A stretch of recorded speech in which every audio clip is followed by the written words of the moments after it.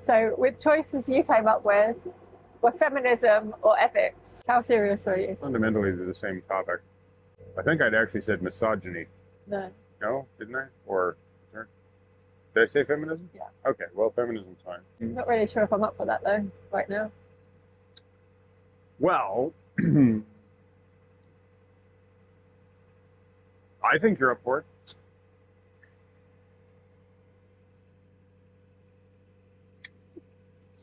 Put it that way. Ethics. My husband's a feminist. Oh yeah, definitely. He's always been a feminist. No, but When did you start being a feminist? I'm not sure exactly when. When did you first start identifying as a feminist? Well, I would definitely say I wasn't always a feminist, because at some point I was a toddler. And I hadn't thought things through yet. And feminism is one of those things that requires some level of reflection. And I think somewhere between toddler and able to feed myself, which I'm pretty sure my mom would argue didn't happen until my mid-30s. But, you know, somewhere in there, I spend a lot of time thinking about ethics. Like, pretty much most of my day is consumed with trying to figure out whether or not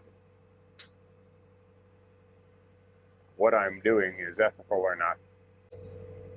What everyday task you do? You know, when you say he's always been a feminist, it's like, well, no, there was a threshold point. There were many threshold points, inflection points at which I went, no, I am more feminist than not on this topic. I would read something and I'd go, yeah, hold on.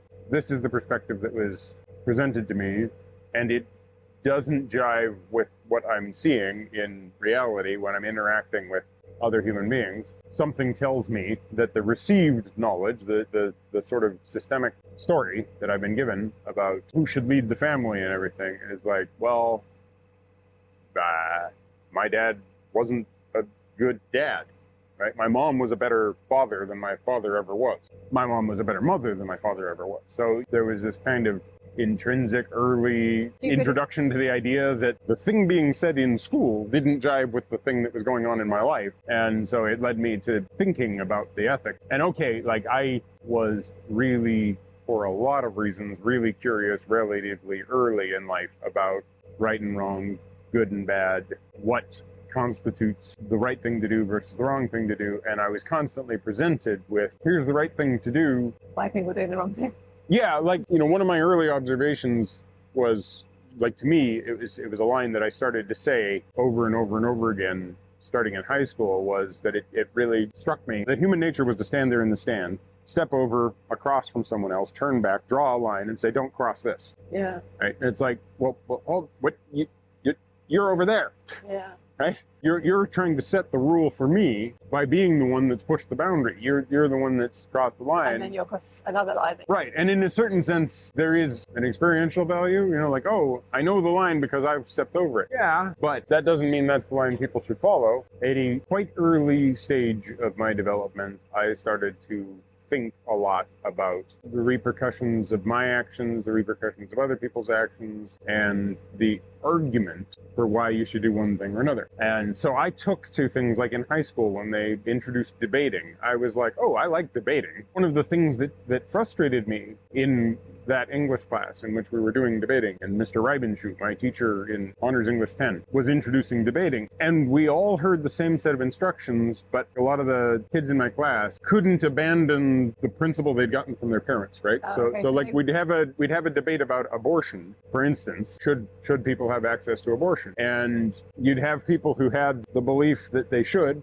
because they'd received it from their parents, and you'd have the people who believed that they shouldn't because they'd received it from their parents, usually via religion of some sort.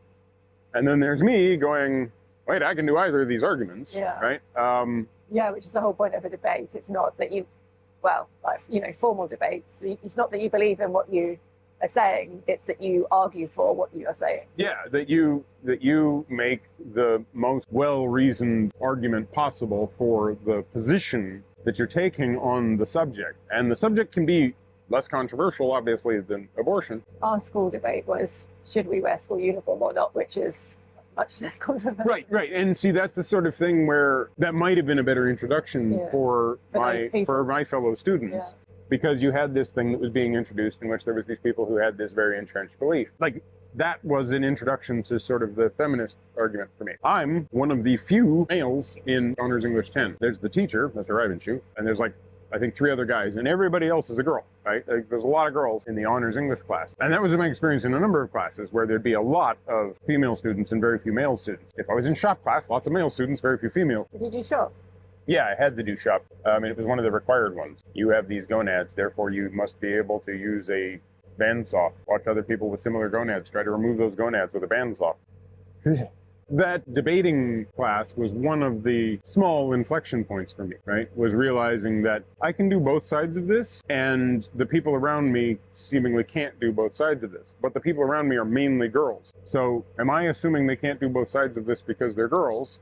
Or am I assuming they can't do both sides of this because they've got this entrenched belief? Well, in a lot of ways, I'm kind of receiving messaging that the reason they can't think on their feet is because they're women. Yeah.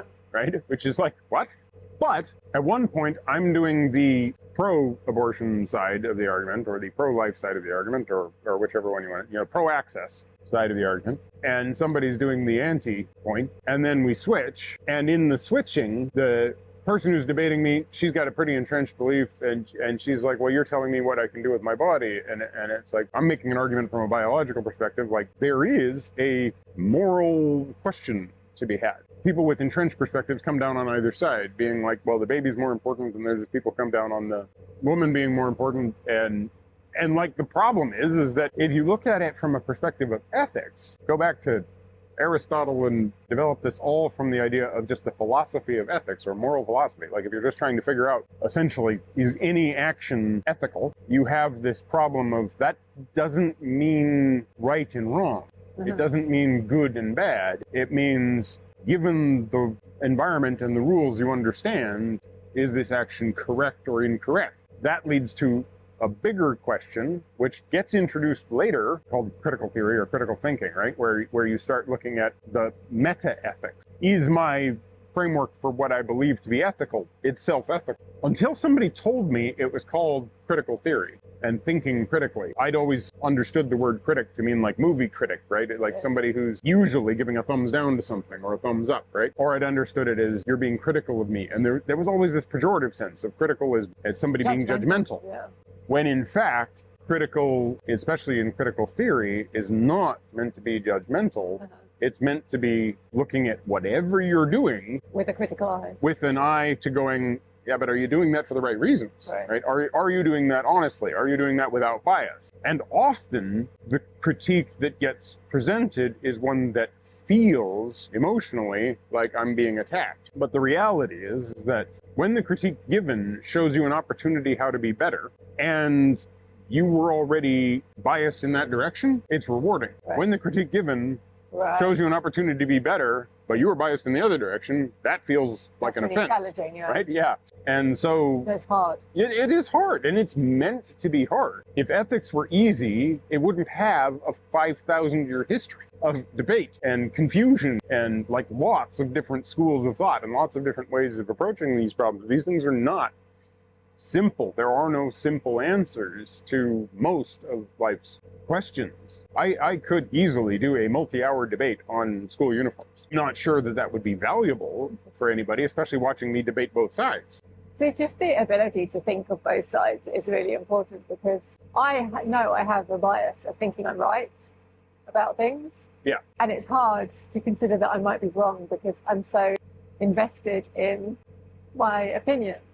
The advantage of being able to see both sides is you can disinvest emotionally. When you start looking at a question, and you can have a question that for a lot of people can be really emotional, like abortion, or you can have a question that can be much less emotional, like I would say jam over cream or cream over jam, but that people get emotional about. But like there's points on which there's very low controversy, right? The advantage of being able to see and debate both sides and to make rational arguments for both sides is that you get to disinvest. You get to go, I am not emotionally involved in this. I am thinking. I am just using the rational side. It is useful. It, however, has a disadvantage. Which is? you get to an indecision point where something can be both. And Well, a lot of things are both. they are. They sit in a superposition state, right? Like there's no right or wrong answer to this. And it's the emotional that allows us to make the judgment call. The more you take that investment out, sometimes the harder it is to actually come down on a side. And some things, many things, survival depends on coming down on a side. I can spend years waffling over which piece of software to use, because the more you disinherit the emotions, I'm looking at the pros and cons, and I come up with an equal list, and I go, I don't know what to do. But that's not really ethics, is it? Well, I suppose it can be. Usually it is. You know, for me, if I'm making a decision between two things, all of the things being equal, my question will be, which of these is the more ethical choice? So then if I've got two web server softwares, and one of them is closed source and one of them is open source, I go on to a, well, open source has advantages in terms of ethics. Closed source, however, has advantages if you think about it in terms of, do you put value on things like intellectual property? And it can be, I wouldn't say debilitating, because I don't usually end up in a freeze lock where I cannot make a decision. But it can make it so that things that other people find it easier to come down on one side or the other, largely because of what they describe as instinct, which really is just an emotional bias. See, cognitive and intellectual biases are not necessarily bad. They can be, and they also aren't necessarily good. A lot of people will be like, oh, that's the natural law. Number one, is it? What do you mean the natural law? Well, like a lot of people will say that, for instance, bringing it back to feminism, a lot of people believe that men are naturally better at this than that. Like sports. With the Olympics, there's this big debate about somebody who's failed a gender test shouldn't be able to engage in this sport because somebody who succeeded in a gender test has less strength. And I'm like, okay, but do they? Number one, you have this other bigger problem, which is, what is your gender test? And unless I can get really good understanding of what that heuristic is, and that heuristic has to involve polymerase chain reactions and really good chemical analytics, because this whole XY chromosome thing that people believe gets to be really problematic. Yeah, if you take a cell and you take its nucleus and you put that nucleus into a blender, essentially, and then you add a bunch of chemicals to it that cause those chromosomes to link up in a way that they don't link up in nature. They have there's no point at which this happens. This is just an accidental chemical effect, is that it makes them coagulate together. And when they coagulate together, they tend to look like an X, and some of them tend to look like a Y-ish, but it's really an X with a sort of truncated portion. So, you know, it definitely is not a clear and present obvious Y. And if you compare all of the X chromosomes, many of them look much more like Ys than definitive X's, and if you compare all of the Y chromosomes, many of them don't look as much like Ys as you think. It's only within that one being and that one cell, and oh, there's also this other problem, which is if I grab another cell and do the exact same thing in the exact same way, and the temperature's 1 degree off in another direction, it'll look totally different. When you look into it and you start to realize that to this day, we have no reliable solid clue that says that these genes mean this genital. We don't even have a solid clue that these genes mean this eye color. We can't get anywhere near that precision understanding of genetics and genomics. And there's this whole massive thing called epigenetics that is relatively new, and we have no idea how that plays in. We know that there's an effect. 30 years ago, that idea wasn't even thought of. And so everybody was assuming that everything was just genes. One of the great big problems of humanity is that we front load your education. So we sit you down and we say, okay, we're going to give you 12 years of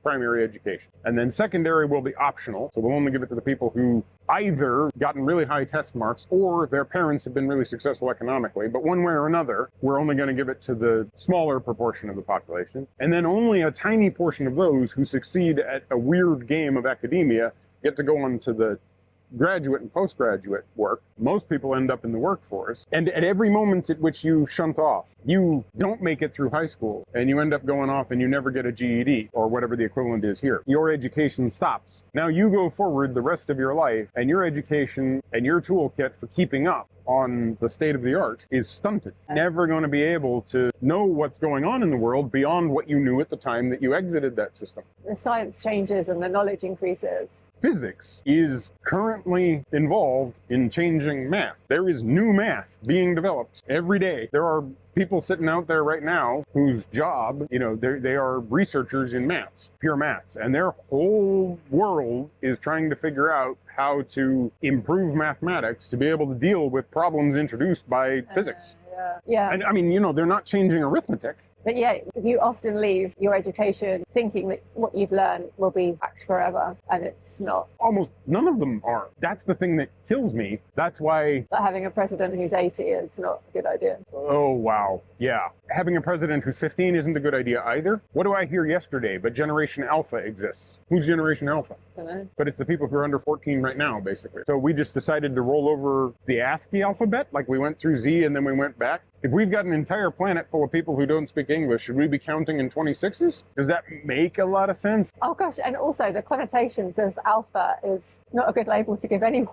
No, but like we ended up with XYZ. Wait, who was W? Where did these letters come from? They went XYZ and then they had to rotate back. So that's a bias. For most of my life, I've looked at the world through a lens of trying to understand it. And the most useful philosophical tool I found there is ethics. Is this thing better or worse? It's not good or bad, because good implies that there's something out there that says that this is the high point. And I'm like, no, get me to the highest high point. Get me to the place your religion, your faith, your science, whatever says is the top end of good, and I'll ask about infinity. Right? Like my question is the next part. Your ultimate evil, I can probably imagine something worse. And your ultimate good, I can probably imagine something better. Now that something that I'm imagining may just be a mental trick. It may just be a way of asking the question differently. It doesn't necessarily mean that that thing exists, but that's, hello, math, physics. Yeah. That's what this toolkit of being human and what humans building on humans, and not humans building on the shoulders of giant humans, but just humans building on top of other humans' work. When you start to realize that the math of today is the math of yesterday evolving, the physics of today is the physics of yesterday evolving, the chemistry of today is our understanding from the past getting better, always getting better. If it ever achieves perfection, we have a problem. You mean because we've stopped thinking that it can get better? We've hit the limits of the universe. If I make a computer that can perfectly tell me what the weather's going to be tomorrow, that computer is God. That computer is definitionally the thing and the thing it's within. If I had perfect knowledge of the universe, I'd have set the universe in motion. I'd have had to have in order to be able to visualize it. And I'm a part of it, so now I've got to take myself into account. It's a beautiful dream, but it's got nothing to do with reality. Yeah. Reality is there's all of this happening, and all of this that is happening under a set of rules that we can try and understand. There's all these myths. One of the great myths is that we didn't have zero. There was never a point at which we completely lost the idea of nothing. There was a point at which we didn't have a digit for nothing. There was no icon for this thing. There was a point at which we couldn't do math that involved negatives. What we did was math involving positives, and then we removed some of those positives. We didn't need zero because we didn't need to go past zero. But the idea that we were just completely lacking zero and were ignorant of the idea of zero is problematic, because there were people walking around who didn't have all their fingers and could close their fists. Lots of people believe that there was a period in history in which a large portion of the population believed the world was flat. They're wrong. There was a significant portion of the population who had no belief whatsoever. There was a significant portion of the population that believed what they'd been told. But were they being told that it was flat? Not by anybody who'd ever involved any observation whatsoever of light and shadow. It doesn't work. There are people now who are fighting to retain a worldview in which the world is flat, in order for them to be able to keep their worldview that the Aristotelian model of the universe, the sort of old Christian model of the universe is a bunch of spheres, is functional. They want a fundamentalist, literalist interpretation of the cosmology because they want to believe in the literal truth of the thing being said. Admit the idea that the people in the past might well have had accurate representations of what was happening in front of them involving creature, but might, just might, have not had a really well-developed cosmology of the universe. But no, they need this to be supported by that, and because they need this to be supported by that, they will convince themselves that the world is flat. If you're watching this on YouTube, it's not flat. It can't be flat, because GPS data is necessary to get this video recorded and up onto YouTube. GPS data is necessary to transmit this across the planet. And GPS data relies on Einsteinian relativity and the idea that things that are up there in orbit are moving at a different rate and have a different clock, and that time happens in different frames. Sure. Yeah, sure, she said. But No, I know. you accept. I accept. Yes. You trust, but don't verify. Get me a rocket and I'll go and verify. My point is that if I had access to a rocket, I'm absolutely certain where I would need to go to verify it, and I know I can do the math necessary to get to that point if I've got a sufficient amount of runway to remember how to do that math and a calculator, because I sure as hell ain't doing it on paper. But yeah, see, the ethics is the takeoff point for all of this. When I come to a conundrum, I go, is what is being presented to me sensible? Or is there a better way of looking at this? The abortion thing came up in high school, and this was a big thing. People were really, really big on this issue. People were also really big. There were a lot of people calling for the return of the death penalty. And I'm like, these two ideas are mutually incompatible, but it's the same person arguing for both. These are completely incompatible with each other. There's no way this works, but you're somehow arguing both sides. You have something wrong in your brain. Now, that wrong isn't wrong, again, on a scale of good and bad. I'm more talking about you have a component that is not functioning correct. I'm not saying you're an idiot, but if I divest myself emotionally from this whole thing, I'm not saying you're fundamentally broken. I'm saying your machinery is operating inefficiently because of something inside of it that is fundamentally broken. Pop that thing out, pop in a part that is functional, and your world will speed back up. There are compatible views in which you can be both abortion is wrong and the death penalty is wrong. But if you going, I want the government to be able to interdict in this situation, but not in this situation. I want to be able to get government to give me the opposite outcome. Not compatible. Ultimately, in my case, I started looking at it and going, I cannot get pregnant. Because I cannot get pregnant, I cannot resolve a question around the ethics of ending pregnancy from inside the perspective of something that can have that capacity. I don't have a moral skin in the game on this. My right to come to an answer for me doesn't extend to everyone else. It only extends to me, and I lack the very basic physical toolkit required to be able to consider this from the perspective of someone who does have to consider it as the impregnated being. So this is one of those little moments of inflection, going, no, hold on, I can have a strongly held emotional opinion on this, because part of me does emotionally feel like, wait, that would be wrong. But then I'm like, except for I literally can't embody this perspective. And because I literally can't embody this perspective, I don't get the right to make a decision on this. I have a viewpoint, and I want that viewpoint heard, but I need to listen to the viewpoint of the person who's embodying this in order to get to anything like an ethical decision. Moral, it's easy to abandon that, because morals and ethics are essentially the same thing. Like, ethics is trying to look at what actions are moral. But the problem is that morality is often tied in with religion. And so you've got people who have this, like, here is your set of morals.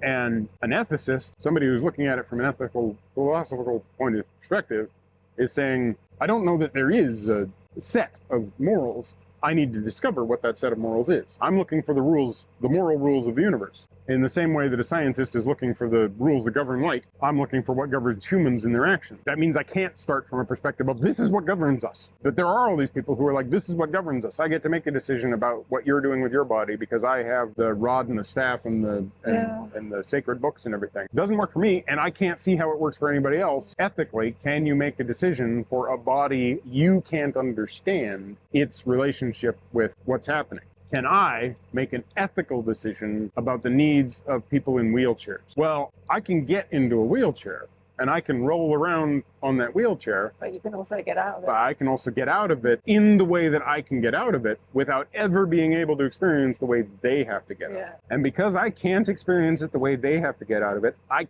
cannot comprehend the whole set of their challenges is unavailable to me. And as soon as I realize that there is some set of things unavailable to me, my brain goes, okay, interrogate those people. Words often get given a lot of emotional meaning. When I say interrogate, I mean literally just question. question, ask them. And the same thing happens for me. Like, this is where we get into the funny thing about don't be political. People don't want me to be political on YouTube. And it's like, this is another place at which the cog isn't functioning. There's a broken gear. Everything is political. If you think as a human, you're being political, because politics is literally just the science of understanding how we should do things.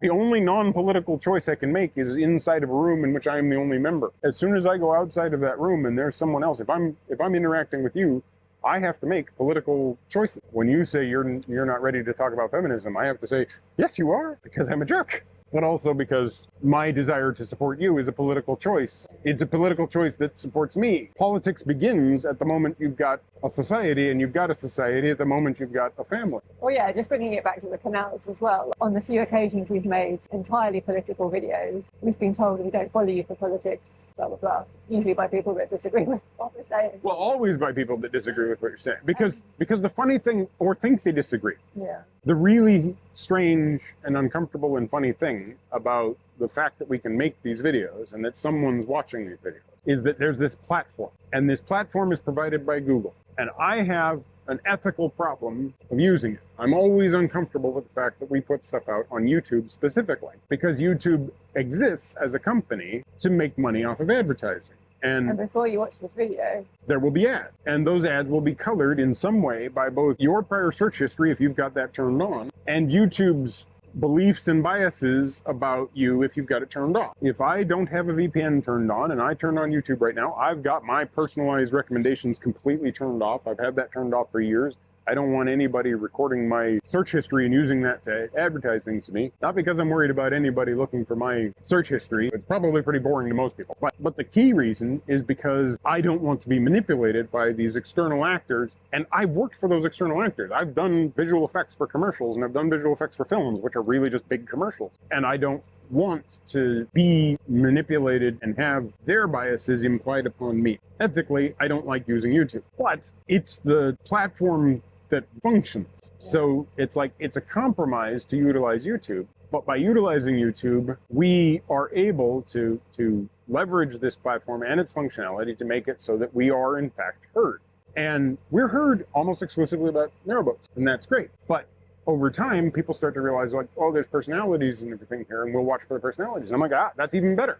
Now we're getting watched for the personalities. So now eventually some of my ideas about ethics and everything might leak through this unethical platform. So good. So I want to have these conversations. I want to talk about these subjects, not because I want to hit somebody at the political tribe they belong to, but because I want to get them to think about the political tribe you belong to. You're sitting here watching YouTube, listening to me prattle on about ethics and everything. You've gotten here via wanting to watch somebody talking about their travel on a boat. If you've made it this far, you've heard some strange ideas about ethics and stuff. Maybe you go out and start trying to look at the media and trying to, maybe you Google world philosophy. Maybe you ask the question whether or not you should be using Google, not DuckDuckGo or some other system. Oh, you ask ChatGPT, tell me about moral philosophy. Now an AI lies to you about what moral philosophy isn't, because it's not a search engine. It's true, because social media is a whole nother conversation. But through social media and through just our lives, we tend to stay within our tribe. Yeah. And we hear the same ideas, and we spend time with people that agree with us, and we spend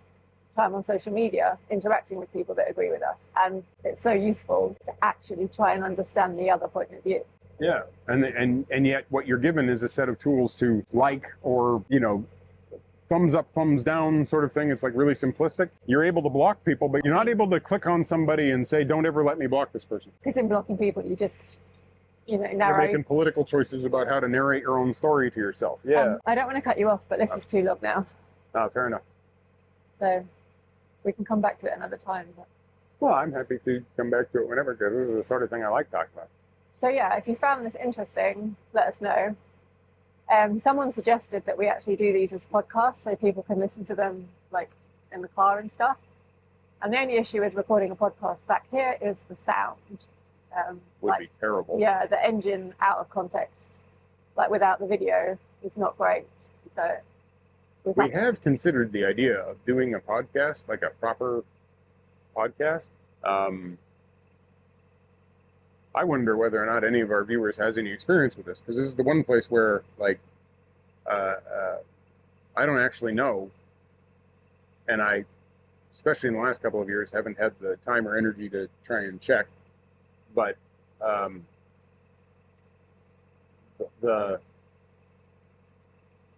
understand the reality of recording a podcast. I know how to do all the audio stuff, and I know which programs to use for editing that, and you know, so the actual act of recording and producing a podcast seems simple enough to me. And I think I've got a beyond average amount of knowledge there because of the years doing audio work and film and watching other people do audio work and film, right?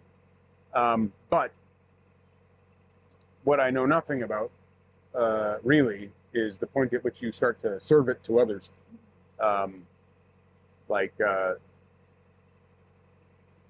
Yeah, like you know, caches and hosts and where I know where you advertise a podcast, because I hear at the end of a podcast, you know, check on Spotify and Apple and all these other places, you know, where you How'd you get on that? well, you've clearly registered your podcast with that Yeah. distribution system, but where are you serving this from? Right. And I just don't have the answers to that, and the going out and finding those answers is an investment that I haven't made. Yeah. But I you know, if there is one advantage of more enduring social media, once people not only get to know your content, but start to get to know, to the sort of parasocial degree that they do get to know you, then they start, you know, there starts being useful points of contact where somebody who has overlap, and somebody out there might have done a podcast and knows more about the hosting side of things and can give me a summary that ChatGPT would not, and that Google is biased, you know. But yeah, if you want more of this, let us know. And if you've got other topics you want us to expand on, or Michael and me just to interdict every now and then. If you've got moral quandaries you want me to not come up with an answer, but be able to provide multiple perspectives on, sure. Yeah, let us know in the comments down below. Especially if they're controversial.